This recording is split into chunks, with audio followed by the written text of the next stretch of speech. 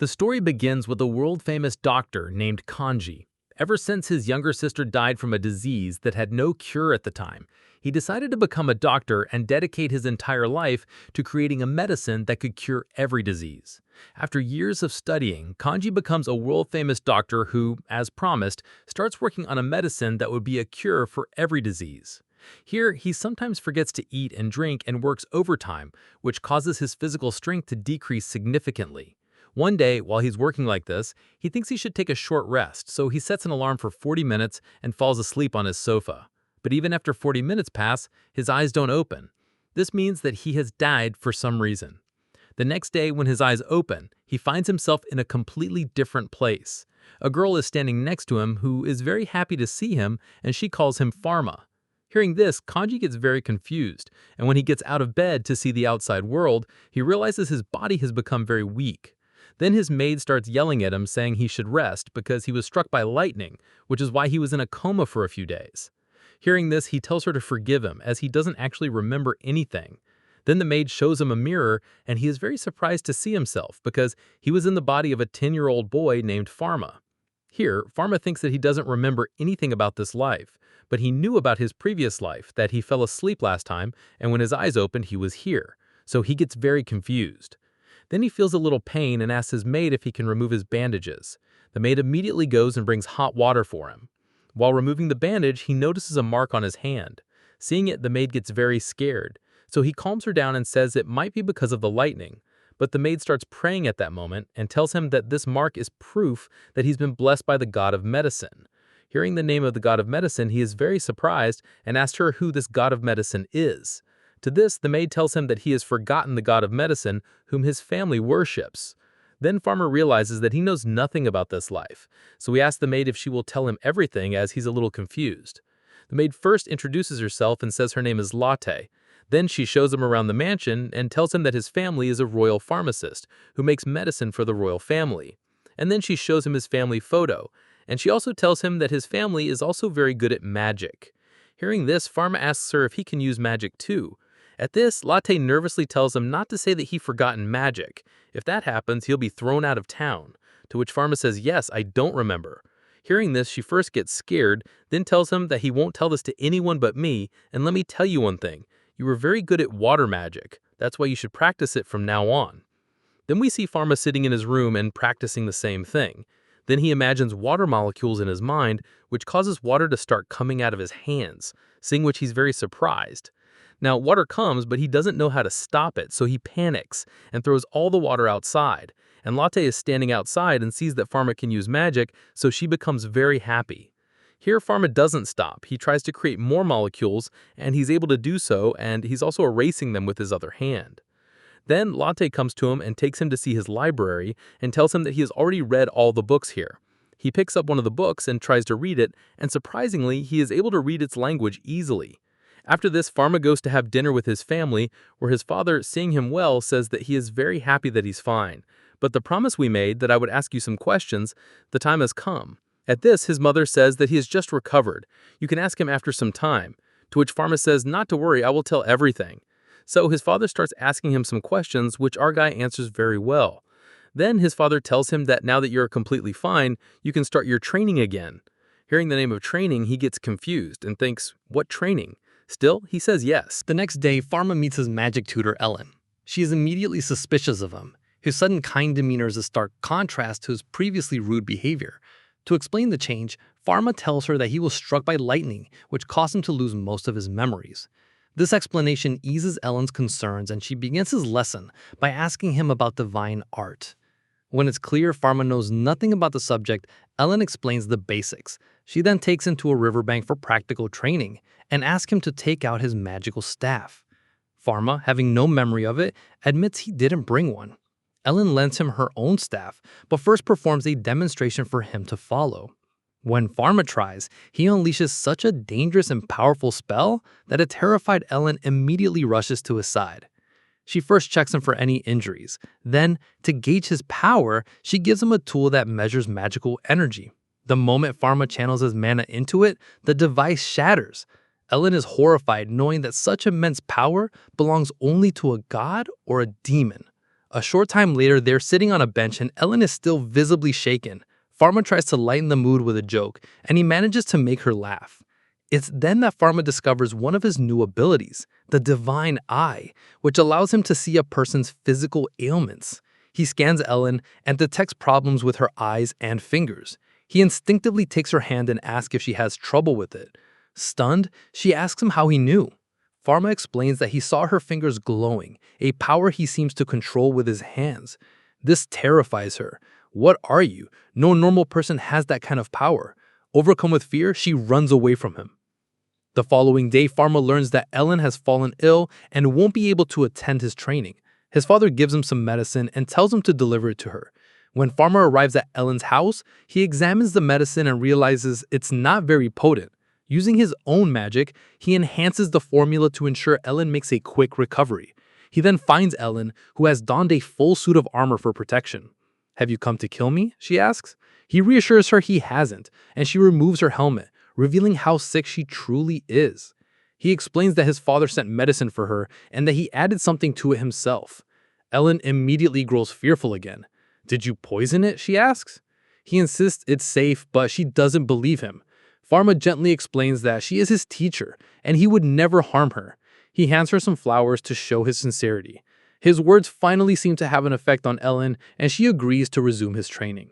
The next day, Pharma arrives at the training ground to find Ellen already there, still in her armor. She tells him, "I trust you, but your magic is so powerful it could harm me. That's why I'm wearing this." She also thanks him, admitting that the medicine he gave her worked wonders. They resume their training, and Ellen is once again astonished by Pharma's incredible magical abilities. Later, back at his home, Pharma uses his divine eye to check on the household servants. When his friend Lade walks by, he scans her as well and discovers she has significant problems with her hands. He decides to create medicine for all the servants and heads to his lab to magically synthesize the remedies. After some hard work, he prepares the medicine and gives it to Lade. She is overcome with emotion and thanks him profusely. Pharma then distributes the medicine to the other servants, who are all deeply grateful. Lottie remarks how lucky they are to receive treatment from a royal pharmacist. She adds that many common people in the world have no access to medicine and die from treatable illnesses. Her words strike a chord with Pharma, and he resolves to create a world where no one dies from a lack of medicine. The next day, while eating with his family, he notices his younger sister is missing. His father explains that she has chickenpox and has been quarantined, as the disease is highly contagious and fatal. Pharma realizes that chickenpox is a disease he knows how to cure from his past life. He uses his modern medical knowledge to create a remedy, mixes it into her food, and brings it to her room. She reminds him that their father forbade anyone from entering, but Pharma just tells her to keep it a secret. He feeds her the medicated food. A few weeks later, his sister has made a complete recovery. Afterwards, Pharma goes to his lab and built a small microscope, realizing he can't rely on his divine eye for everything. Just then, a man arrives and informs him that his father has summoned him. Pharma goes to his father's office, where he's told to pack a bag immediately for a trip to the royal capital. The scene shifts to the next day, where Pharma and his father have arrived at the palace. They learn that the Empress's condition is critical, and she is near death. The world's most renowned pharmacists have been gathered to treat her, but one by one, they all fail, admitting her illness is beyond their understanding. Pharma's father is among them, and he too concedes defeat. Curious, Pharma uses his divine eye to scan the Empress and diagnoses her with tuberculosis, a disease resistant to all known medicines in this world. He knows the only effective treatment is an injection, a concept that doesn't exist here. As he ponders this, the Empress's young children rush to her side. "Mother, you can't leave us," they cry. "We can't live without you." Seeing their grief, Pharma can't stand by any longer. He approaches the Empress and asks, "May I treat you? I have a medicine that can cure you." Everyone is shocked. His father warns him, "Pharma, don't do something foolish that will only cause the Empress more suffering." However, the Empress tells Pharma, "Very well, I give you permission. Everyone else has given up. You are my last hope." Pharma immediately rushes to his temporary lab and seals the door with ice magic to ensure he isn't disturbed. His father arrives from outside and shouts, "Pharma, do you have any idea what you are doing? If anything goes wrong, you will face severe consequences." Pharma ignores him. Furious, his father shatters the ice barrier and enters, demanding he stop. Pharma continues his work, forcing his father to attack him with ice magic. Pharma effortlessly erects a protective shield and creates an ice wall between them. His father is stunned, wondering how his son can use magic without a staff. "Who are you?" he demands, his suspicions growing. He then spots Falma's research journal, opens it, and is baffled by the contents. Falma explains that they are formulas for new medicines he saw in dreams while he was in a coma. His father looks at a mark on Falma's shoulder and has a revelation. "I see now," he says. "You have been blessed by the god of medicine. That explains the dreams. Very well. I give you permission. Everyone else has given up. You are my last hope." Falma immediately finishes preparing the medicine. The next day, he returns to the palace. Before administering the treatment, he explains to the Empress that her illness is an infection that will require treatment for 1 to 2 years. He takes a blood sample and shows her the bacteria under his microscope, leaving her amazed. Falma prepares 2 glasses of the medicine. He drinks one himself and gives the other to the Empress, telling her, "Now both of our fates rest on this medicine." Nothing adverse happens, and after a short while, the Empress begins to feel better. The other pharmacists erupt in praise for Falma. Afterwards, Falma and his father return home. 3 months later, Falma visits the Empress for a checkup and confirms she is steadily recovering. The Empress tells him she had given up all hope of living, but her young son's unwavering belief in her gave her the courage to fight. Falma is happy to hear this and takes his leave. The next day, Falma and his father, dressed in formal attire, return to the royal capital for a ceremony in their honor. First, the queen officially recognizes Falma's father for his service. Then it's Falma's turn. He is not only honored, but also granted the official title of royal pharmacist. The queen declares that he now has permission to open his own pharmacy anywhere in the capital. Falma is overjoyed, as his dream is finally within reach. He returns home and immediately hires a team of carpenters to begin construction. He struggles to come up with a name for his pharmacy, but then an idea strikes him: the Parallel World Pharmacy. Everyone loves the name, and work begins. The carpenters craft a sign proudly displaying the new name. Alen arrives and praises the name. As Falma thanks her, a man interrupts and asks if he's an employee or the owner. When Falma says he's the owner, the man is surprised. "You're a boss at such a young age," he explains. "I have a business proposal. Would you like to collaborate?" Falma politely declines, saying he's not interested. The man presses him, warning he'll regret it and won't make any money on his own.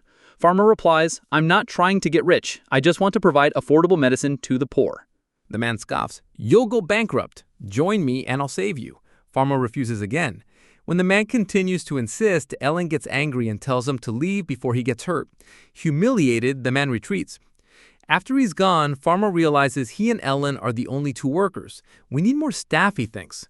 Just then, Lot arrives and asks for a job, promising she can handle any task. Falma hires her on the spot. Still, he's short one person, an accountant. He needs someone with experience and wonders who to hire as he heads back home. At his house, Falma finds all the servants crying. He learns that his father's longtime accountant has just retired due to severe pain in his legs that makes it difficult to walk. Falma approaches the man and asks, "If I cure your legs, will you come work for me?" The man agrees. Falma then asks his father for permission to hire the retired accountant for his new pharmacy. His father not only agrees, but also gives him a chest full of gold coins to help him get the business started. The next day, Falma's pharmacy has its grand opening. However, as is often the case with new businesses, customers are scarce. A full month passes, and the only person to come in is an old man who buys a single piece of candy. Falma and his staff are worried. Then, Falma's parents arrive in disguise. Falma recognizes him instantly. He brings him inside and admits that business is terrible. His father asks for a tour. Falma shows them the well-stocked medicine room and the recovery rooms for patients. When he asks if they see any flaws, his father says everything looks perfect. Falma's mother offers a suggestion.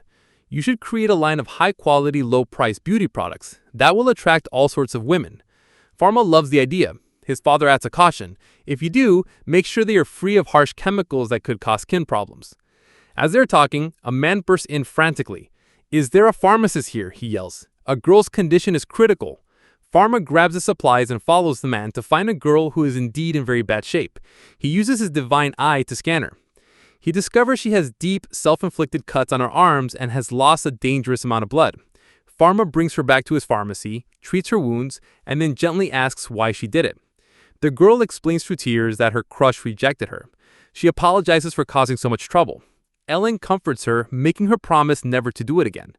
A few days later, the same girl returns to the pharmacy. By now, Falma has developed his first beauty products. He gives her some samples, which she loves. Soon, Lot is out distributing free samples to women around the city. This marketing strategy works perfectly. Customers begin flocking to the pharmacy, attracted by the affordable and high-quality cosmetics.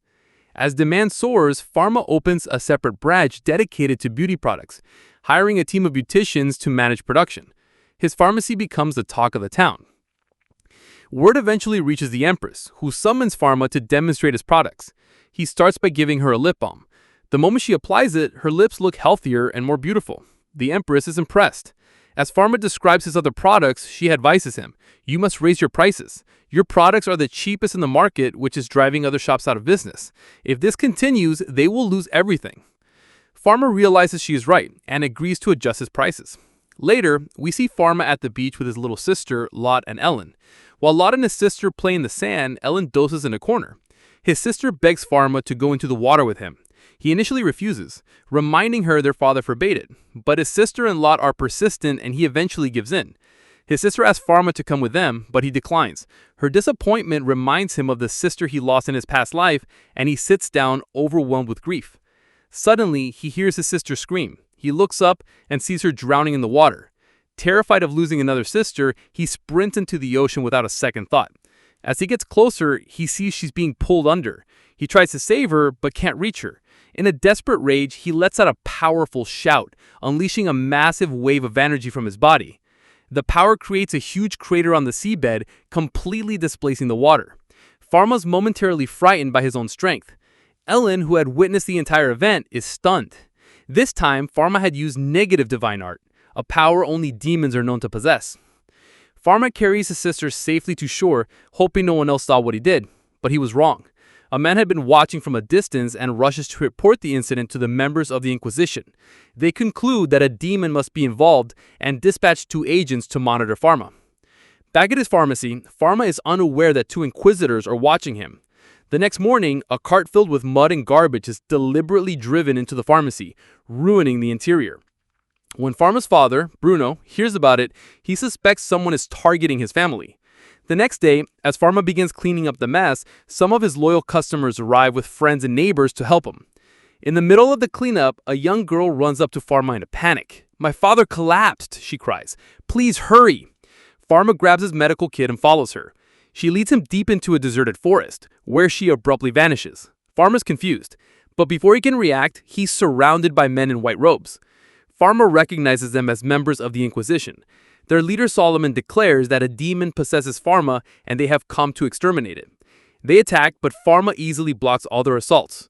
He's far more powerful than them and could defeat them with ease. However, knowing that he would kill them if he fought back seriously, he holds back, but they refuse to relent, forcing Pharma to reveal a fraction of his true power.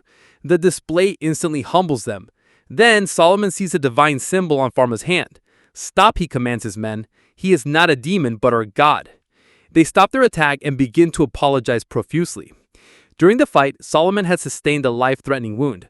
Pharma insists on treating it, warning that he could get infected, but Solomon refuses, saying it is his penance for attacking Pharma. But Pharma, being a doctor at heart, cannot leave an injured person to die. He tells Solomon he needs to perform surgery immediately. The problem is, Pharma was a pharmacologist in his past life, not a surgeon. With no one else qualified, he resolves to use his knowledge to perform the operation himself. He sets up a makeshift emergency tent and begins the surgery.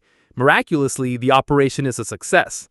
A few months later, Solomon makes a full recovery and is promoted within the Inquisition. He visits Pharma at his pharmacy to thank him. "You saved my life," he says. "I will protect your secret." Solomon has brought several gifts, including a sacred staff from his order. When he hands it to Pharma, the staff begins to glow. "The staff has chosen you," Solomon says.